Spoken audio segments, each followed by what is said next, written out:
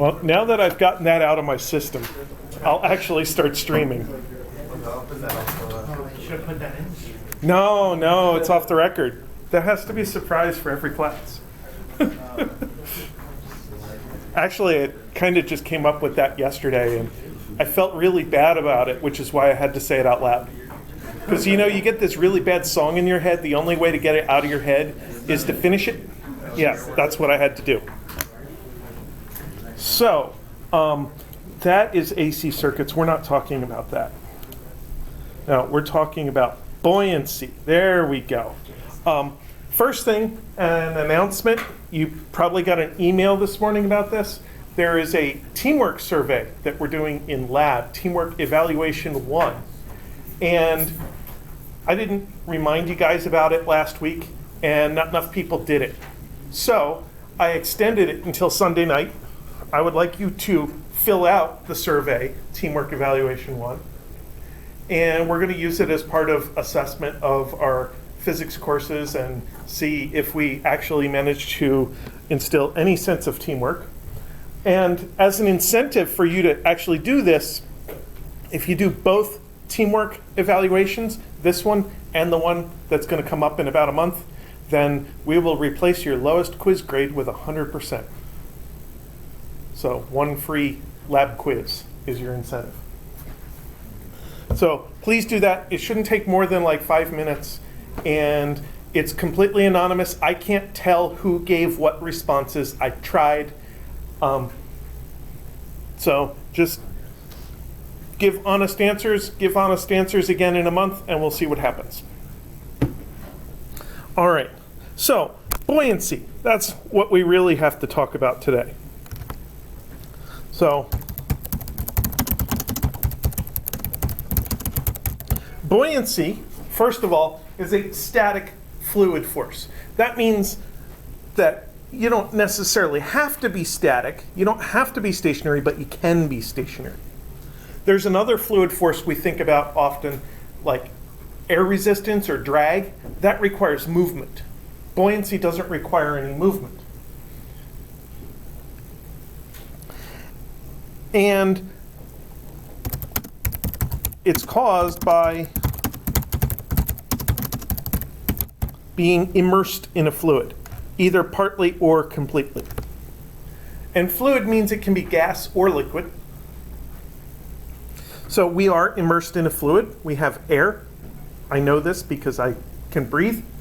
And that means there's a force of buoyancy existing on us right now.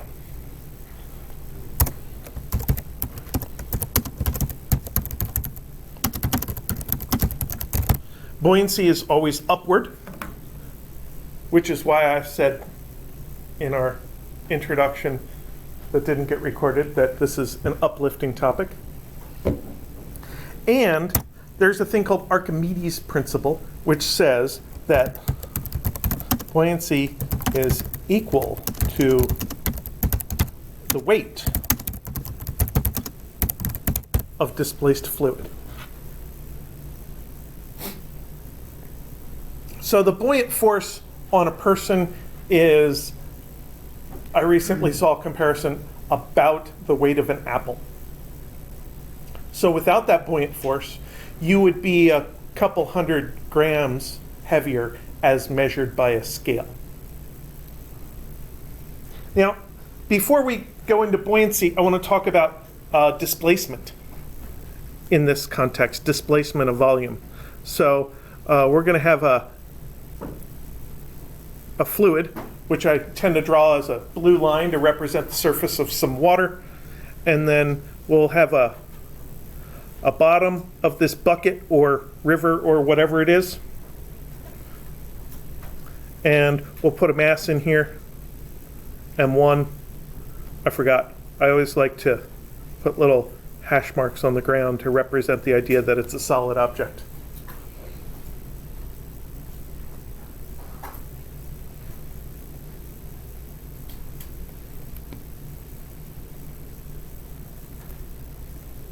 So the displaced volume for object 1 is just equal to volume 1. The actual volume of the object is displacing its entire self in the water.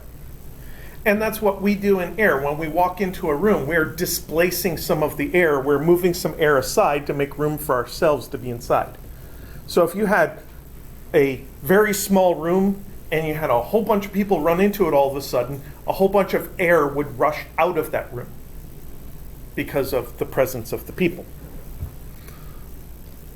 Now, if we put another mass here, M2, and we'll have this M2 be a floaty object, then only the part of M2 that's actually below the surface would count as displaced. So I would say VD2 is equal to the volume of the hash marks.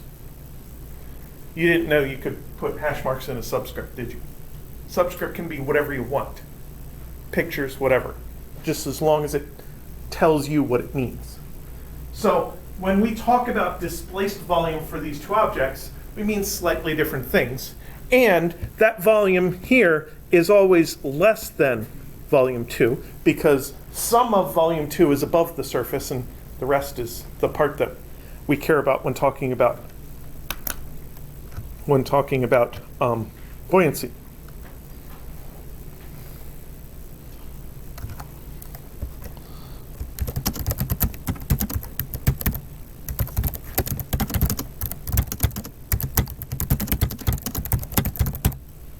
And if we're going to analyze buoyancy, I've found the easiest thing we can do is compare it to gravity. So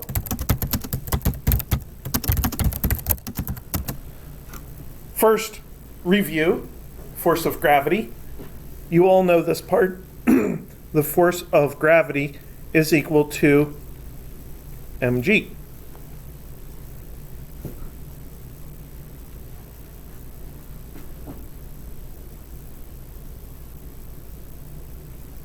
I feel like I'm going to sneeze. That is a bright light, but it's not working. It went away. You never heard that if you feel like you're going to sneeze, you should look into a light? It makes your eyes run, which either helps the sneeze or washes it away. I'm not outside, and it's cloudy. Hence the projector. Okay.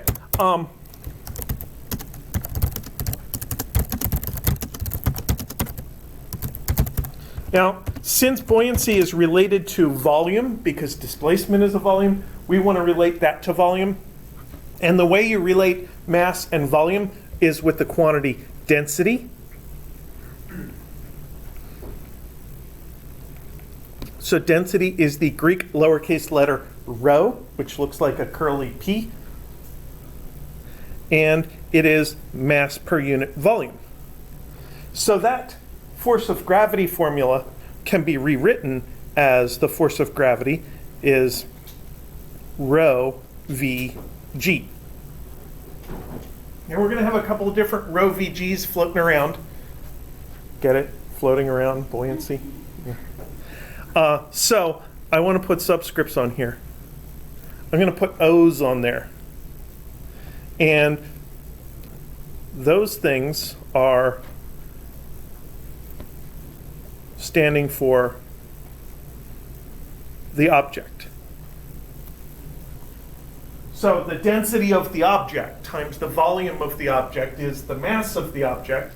And when you multiply that mass of the object times g, you get the force of gravity on the object, the weight.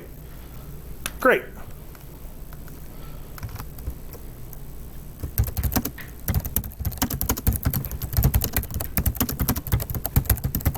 And the weight of displaced fluid is analogous to that. So that I'm going to call the force of buoyancy, and that's going to be a rho VG. But the rho I care about for buoyancy is the fluid. And the volume I care about for buoyancy is just the displaced volume. So D is displaced, and there F is fluid.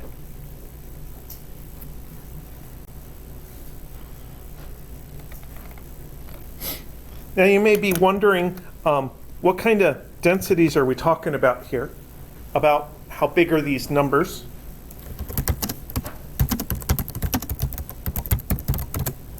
So here are a couple of sample densities. The rho of water is about 1,000 kilograms per meter cubed. So this entire desk up here is 1, 2, 3, 4 meters wide, 1 meter tall, and 1 meter in depth. So this entire desk up here is about 4 cubic meters, which means if it were turned into a giant fish tank, it would be 4,000 kilograms or 4 metric tons of water. And a metric ton is just a little more than an English ton, so it would be like 4.4 tons of water would be filling up that desk. I like thinking about our numbers in the real world, not just in our examples. There's another one here, rho air is about 1.2 kilograms per meter cubed. It's more than you might think. I mean, 1.2 kilograms weighs about 2.5 pounds. So in a 1 cubic meter bag of air, there's like 2.5 pounds of air. One interesting thought is, I wonder how the mass of air in this room compares to the mass of the people in this room. I mean, it's a pretty big room, but people have about the density of water. So if this is 4 meters, maybe the room is 8 meters wide at the front, and it looks like it's 50% wider at the back, so maybe 10 meters wide on average. And front to back, 15 meters. 10 by 15 is 150 square meters of area. And then the height of this room, that's 2 meters. I think the height's 4. 150 times 4 is 600 cubic meters, which means the air in this room has a mass of about 720 kilograms. So more than the mass of one person, less than the mass of all the people. Somewhere in between.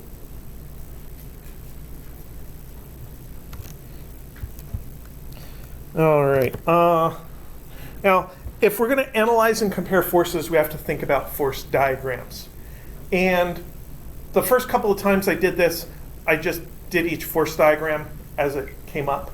But I like having a summary, and I want to give the summary before you drift off and fall asleep. So I'm going to summarize the 3 important force diagrams right now.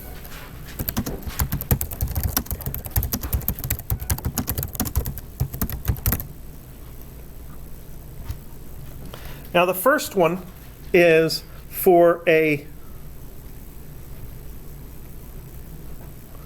floating object. So a floating object is sitting there in the fluid, and it can be not going anywhere. Since it can be stationary, we're going to analyze it as if it is stationary. And we know the floating object is going to have a force of gravity, because otherwise it would float away. And I'm thinking about like floating in water, like a boat, or a beach ball floating on the water. And we know it's not falling, so there must be another force. That's the force of buoyancy.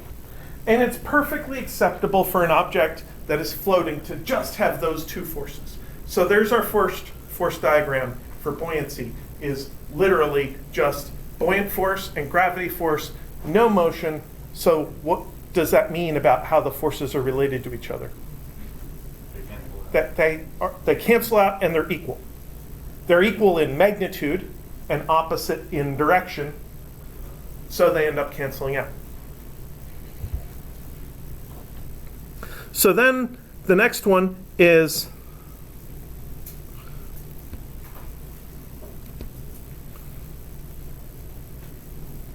an object that is either sunk or dunked.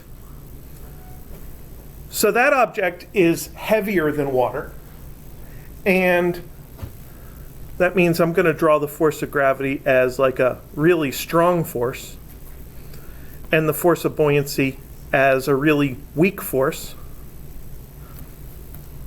And we know that we can have sunk or dunked objects that are stationary, but not the way that's drawn, because there's too much down force, not enough up force. There must be another up force. And when something is sunk, it sits on the bottom, it gets normal force. So I'm going to draw it like that, as having normal force. That normal force could be a tension force.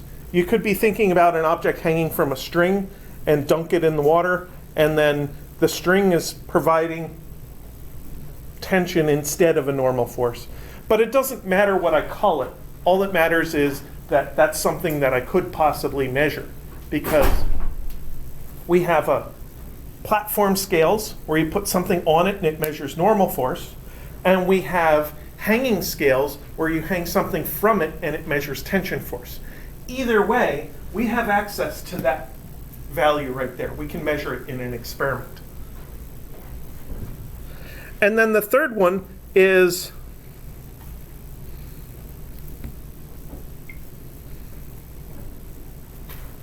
actually, it's not cargo on boat. It's a boat with cargo. So here we have a force diagram for the boat.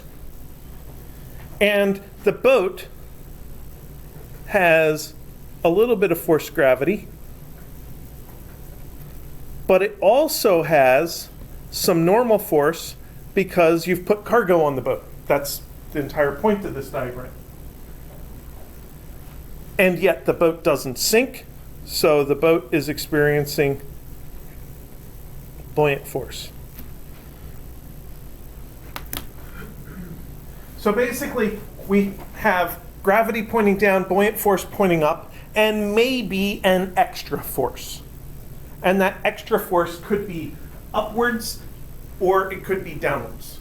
Those are the situations we're thinking about. Those are the situations we want to analyze and learn how things are related to each other. Now, each one of these has a corresponding Newton's second law equation. So for this one, it looks like force buoyancy minus force gravity equals 0. What you said, they cancel out. This one says force buoyancy plus force normal minus force gravity equals 0. And this one says force buoyancy minus force normal minus force gravity equals 0.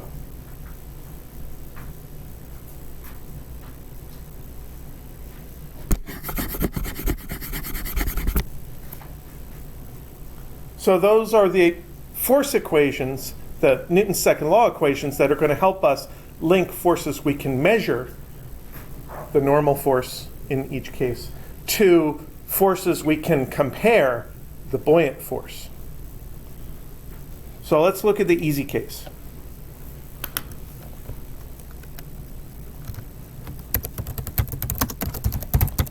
The floating object. So we have our surface of the water and our object, and I'm going to have it kind of floating sort of deep in the water.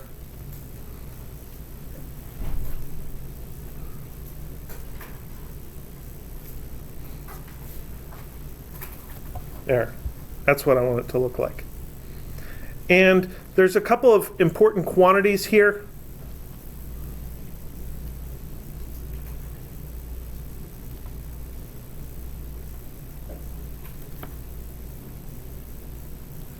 We care about the area of the base of this object, and the base can be the bottom base or the top base, the footprint of the object, the cross-sectional area of the object. And we do care about the entire height of the object, because the volume of the object is the area of the base times the height.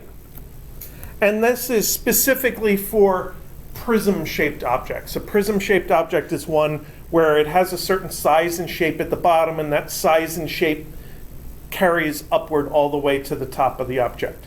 So you can have rectangular prisms called blocks.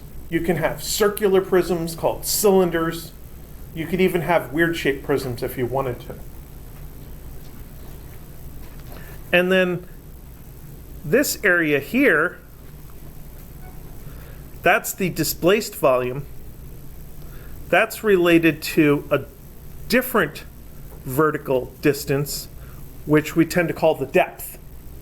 For a boat, wouldn't that be called like the draft of the boat? How far under the water does that thing stick? So that's the displaced volume, is still an area, but now that's times the depth. And since our force diagram is super simple, force buoyancy is up, force gravity is down, I usually jump straight to saying that the force of gravity is equal to the force of buoyancy. Now on the previous page, I had two analogous formulas, one for each one of those, so I'm just going to plug those in. The force of gravity is rho object v object g, and the force of buoyancy is rho fluid v displaced g. Now I'm done my force analysis. Now the rest is algebra. And one nice thing about this is the g's cancel, so I cross those out. And then I like to get all of my densities over to one side of the equation, all my volumes over to the other side of the equation, but I like to keep the object volume in the numerator. So I'm going to leave the object volume there where it is and divide rho fluid underneath it. I'm going to leave the v displaced where it is and divide the v object underneath it. Now we have that nice proportionality statement, which is true for floating objects.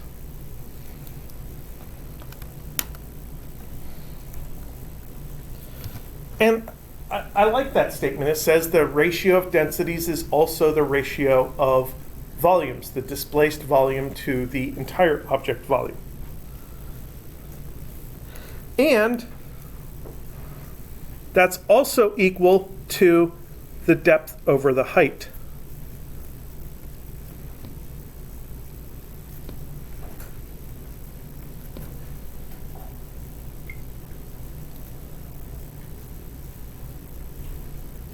As long as your object is prism-shaped. If your object is not prism-shaped, let's say it's pointy on the bottom and wider at the top, then it's not quite that simple. The density ratio is still equal to that volume ratio, but then the height ratio is a little screwy. Now this ratio of densities comes up a lot. So if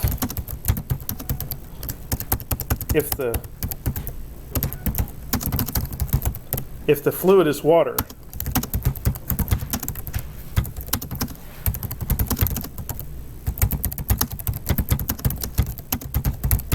then that density ratio has a special name. It's called the specific gravity. It is the weight of the object as compared to the weight of the corresponding amount of water.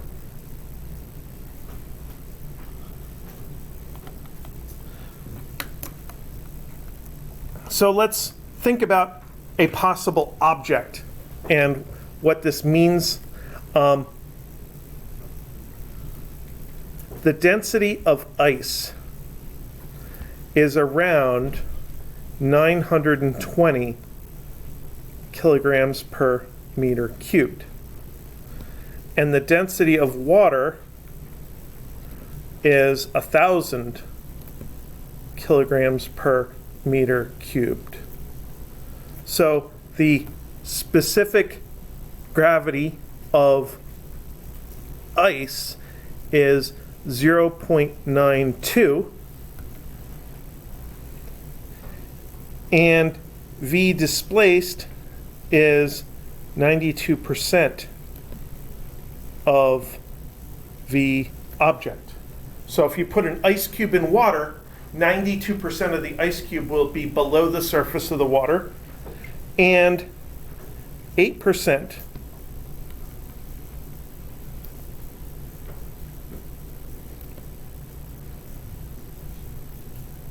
of that ice cube will be above the surface. So what is that next to the G right now? S period G period parentheses ice. Specific gravity of ice, like F of X. I just didn't want to use the subscript.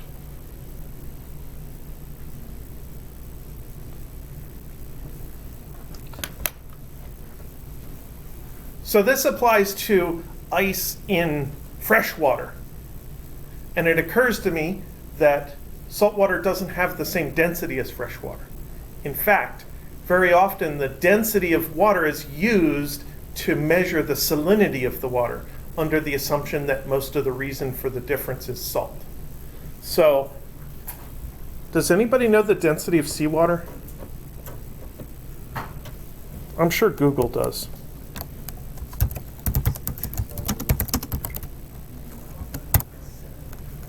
There it is, 1029.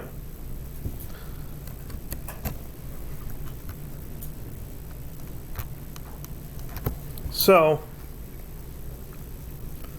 rho seawater is 1029 kilograms per meter cubed, and rho ice over rho C is 920 over 1029, which is a number 0.894, which is 89.4%,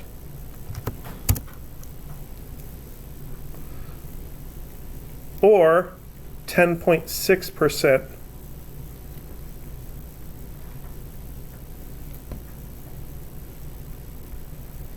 above the surface in seawater. So ice floats a little bit higher in seawater, but there's still a significant amount of ice below the surface, so it's just enough to make icebergs dangerous so that James Cameron can make a lot of money off a movie.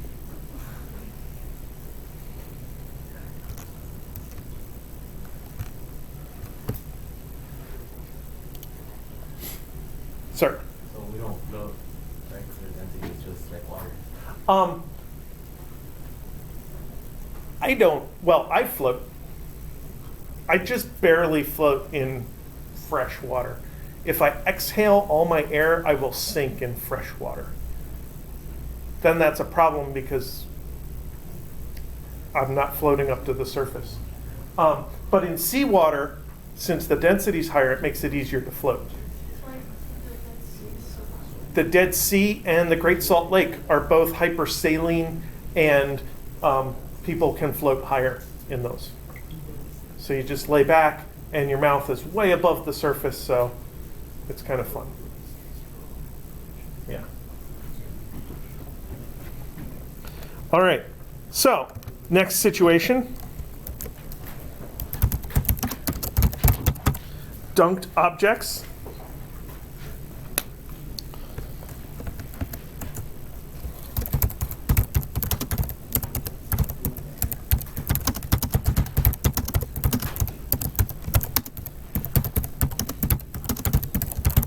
Now, we weigh objects all the time, and if you do it correctly, your object is in air, and that yields the object's weight.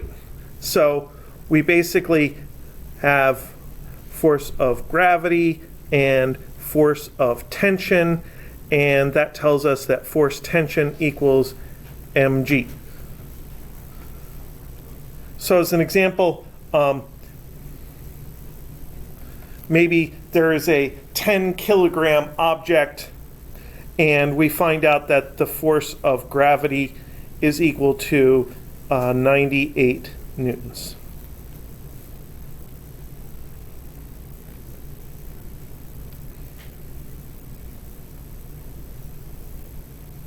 So what somebody's actually measuring is a force of tension, and then that 98 newtons can be turned into kilograms just by a proportionality. Usually when we have scientific equipment, we don't have the equipment read off exactly what it's measuring. Usually we just calibrate it to the units of what we want to measure. So we'll put like 5 kilograms on it and say, okay, that's the 5 kilogram level, and put 10 kilograms on it, make sure that we get 10 kilograms, and our instrument is calibrated.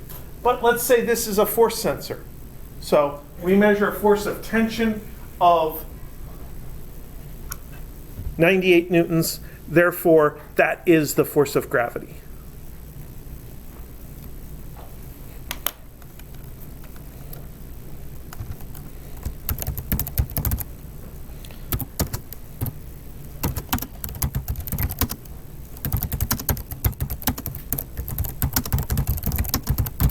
Now, it's also possible to take this object that is hanging from a scale and dunk it in water, and then hold it stationary and get a value that is an awful lot like the weight, but it isn't the weight. It's just a force of tension.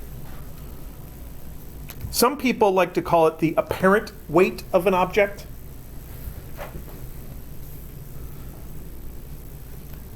So this force of tension is still here, and the force of gravity is still here, but there's now a force of buoyancy. So this force of gravity is, in my example, 98 newtons, and this force of tension is going to be 93 newtons. Again, by experiment. And hopefully you can see that the balance of these quantities is that the force tension plus force buoyancy minus force gravity equals 0, which tells us that if force tension is 93 newtons, the force of buoyancy must be 5 newtons. So that you have 98 total upward newtons and 98 total downward newtons, and it balances out and it's 0 like it's supposed to be.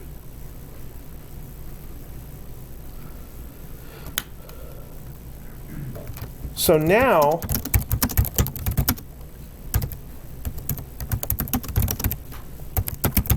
we can compare the buoyancy with the gravity. And there's lots of ways we compare things in science. Sometimes we write them next to each other, sometimes we subtract them, sometimes we divide them. And in this case, I want to divide them. So I'm going to build a fraction, which is the force of gravity over, I'm going to zoom out a click, over the force of buoyancy. And in formula terms, that's going to be rho object V object G over rho fluid V displaced G. So all I've done is I've taken two equations and I divided them. But by dividing them, I can see some things that cancel. First thing's easy. The gravity force, or the gravity coefficient, cancels. G. But what about those volumes? If you dunk this object completely in water, then the displaced volume really is the object volume. So those are going to cancel. And now we have a statement that the ratio of forces is equal to the ratio of densities. And again, we have the object density over the fluid density. So let's fill in everything we know in this case. We know the force of gravity is 98 over the force of buoyancy is 5 is rho object over 1,000, assuming my fluid is water. And that will tell me that the rho object is 19600 kilograms per meter cubed. That it has a specific gravity of 19.6. That's just this ratio. And once you multiply the 1,000 over there, we know the actual density of our object by weighing it twice, once in air and once in water. And the difference between those two weighings is the buoyant force. And we're always comparing the buoyant force to the gravity force. One way or another, we're comparing the buoyant force to the gravity force. So there's this old story about some king had a crown made, and a scientist was asked to verify that this crown was actually gold. And the scientist didn't want to destroy this beautiful crown, so he did this weighing experiment and found out that the density didn't match the density of gold because a whole lot of lead was used instead of gold. So the jeweler or the goldsmith who made the crown was then executed. Any good old story ends well with somebody being killed. They're all dead anyway. It's an old story. So that is definitely something that we can do, and I don't think, next week you're going to do the buoyancy lab. I don't think we actually do this per se, but we do something else that's kind of related to it. All right, one more situation to talk about.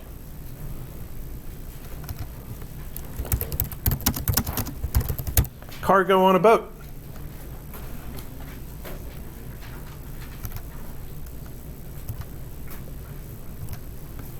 Isn't there a song called On a Boat? There's a song called Yeah, I think there is. I can't quote the lyrics in class, though. Yes, I'm pretty sure that's how it starts. It's just, yes, it is. All right, so first I have to draw a boat.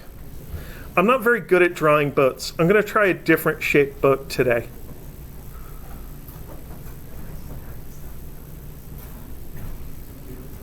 There's my boat today. So there's the surface of the water. Watch the video sometime, it's hilarious.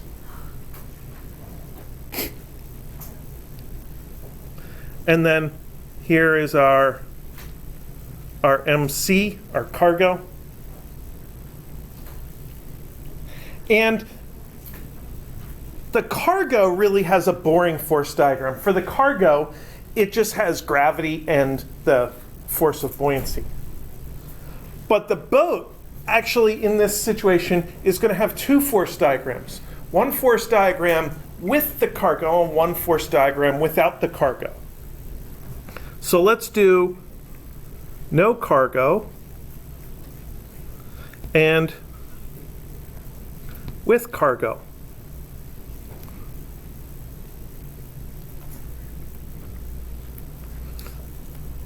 So no cargo, we have M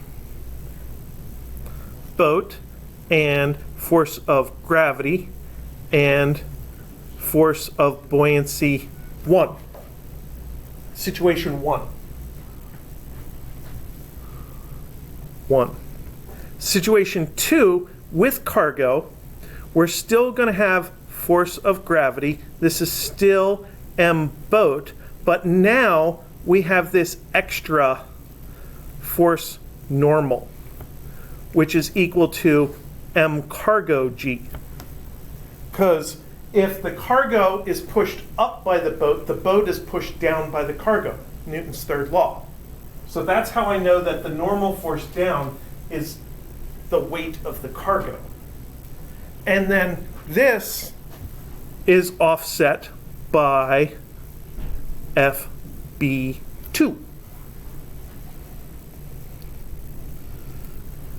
So this FB1 is M boat times G, and this FB2 is M boat G plus M cargo G.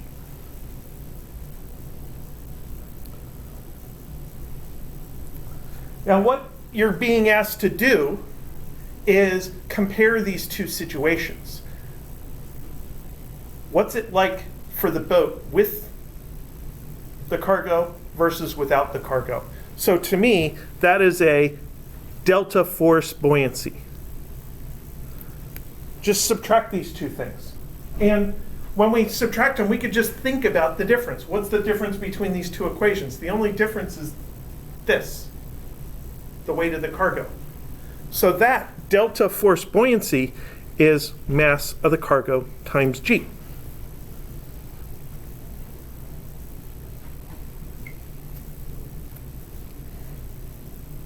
Now an individual force buoyancy, FB2 for example, is rho fluid V displaced 2 times G. So the delta force buoyancy should equal rho fluid times delta V displaced times G. You're going to have two force buoyancies, one with volume 1 that I didn't draw because I'm tired of drawing equations, and the other with the new displaced volume, and you subtract them, and the rho fluid and the G factor out, and you end up with just delta volume. So the delta force buoyancy caused by the cargo causes a delta volume, and they're very closely related to each other.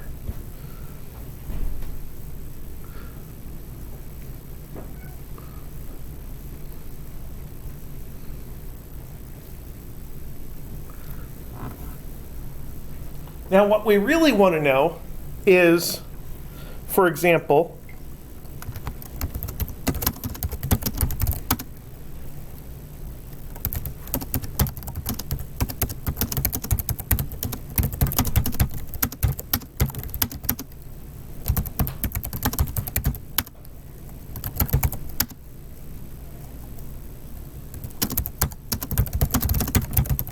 how much cargo mass does it take to make a barge lower 1 centimeter into the water?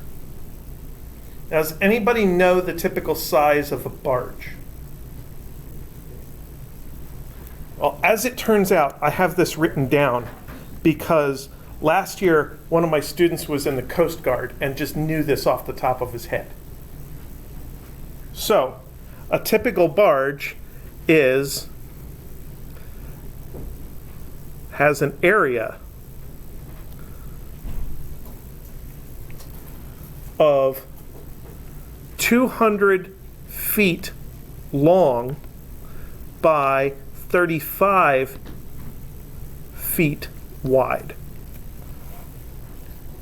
And the 35 feet wide, I think, is determined by the width of the Panama Canal.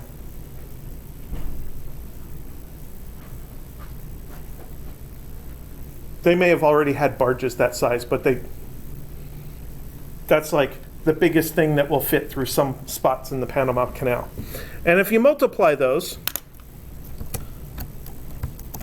200 feet times 35 feet, you get 650 square meters. Isn't that great? It does the unit conversions for me, so I don't even have to think about it.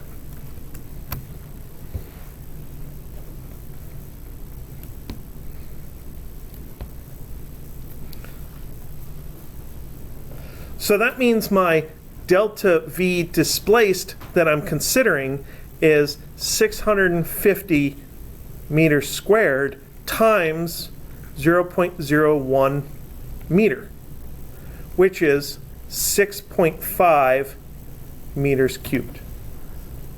So my delta displacement is 6.5 cubic meters. Only about 1.5 of these desks. And my delta force buoyancy is going to equal 1,000 kilograms per meter cubed times 6.5 meters cubed times 9.8 newtons per kilogram, which is 6,500 kilograms times 9.8 newtons per kilogram, or 63,700 newtons. I kind of stopped here because sometimes I think about how much stuff we have in terms of mass instead of in terms of weight in newtons. 6,500 kilograms is like 6.5 tons, so like 3 or 4 cars. Well, 3 or 4 normal cars, maybe 2 Texas cars.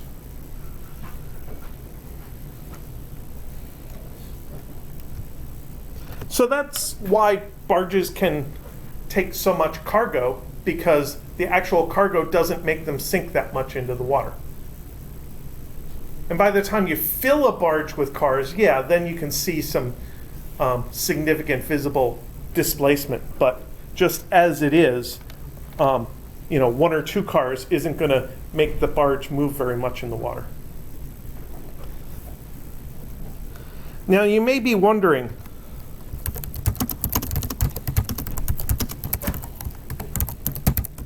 what if the boat isn't prism shaped? Because I drew my boat as being prism shaped, but then I calculated my volume as if it is a prism.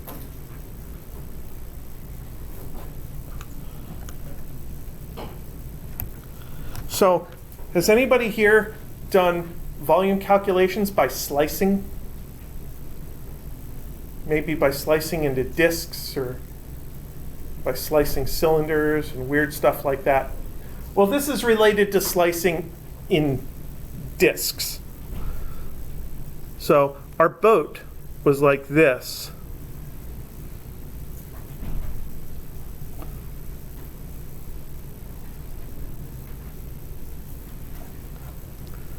And you want to kind of think of slicing it across a few times, like every centimeter or every millimeter or every micrometer, depending on how many lines you want to draw. Or as I drew it, maybe every meter. And each slice has a certain area. And each slice is approximately prism shaped, even if it's not.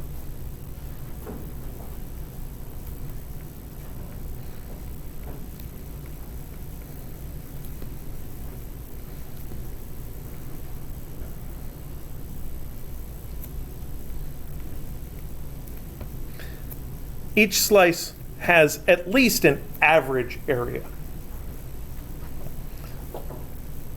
And then the volume would be the total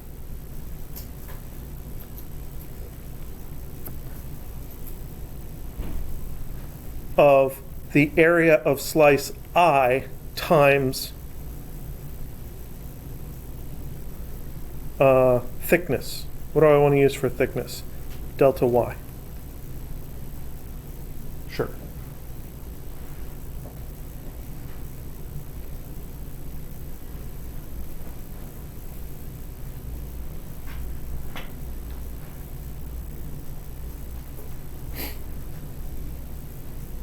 And this technically is the integral from y initial to whatever y you're concerned about of a of y dy. So when you do these volume integrals, you're thinking about the area of a particular slice as a function of y, and you integrate from your minimum y up to the whatever y value you care about. And I've made a little tiny mistake here. Has anybody heard the term dummy variable? technically an integration variable is a dummy variable. This y and this y are not the same thing. So one of them has to be different. How about y final? There, that y is different now. So this y is a variable that takes values. Let's say the surface of the water is here. So this is y initial, y0. This is y final. And all of these different things here, those are the y's in between. And when you think about an integration, you should be thinking about your variable. Your integration variable takes values between its minimum and its maximum. And each one of those y values has a particular slice. Each one of those slices has a particular area. And really what you're doing when you integrate is you're multiplying your function that you're integrating times the step size of your integration variable to get a contribution toward the integral, which is what this is. And then you add them all up. Now, why did I do this? It wasn't just to review a calculus topic because I think calculus is really important and having a little bit more intuition is a good thing.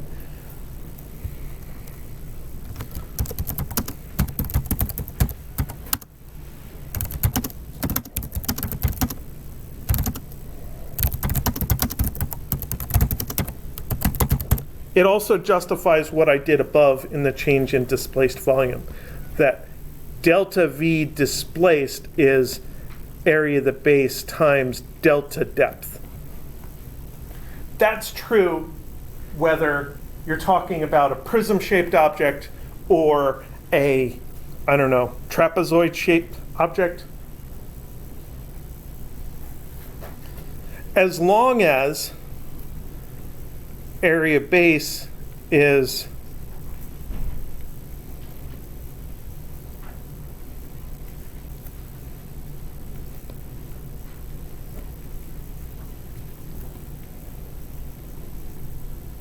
the cross-section at the water's edge. Because what you're really thinking about is adding up the volumes of all those slices, either with or without that last slice at the blue line. And that volume of the last slice is just an area times a delta y. So this is just one term out of a giant summation used to produce the entire displaced volume.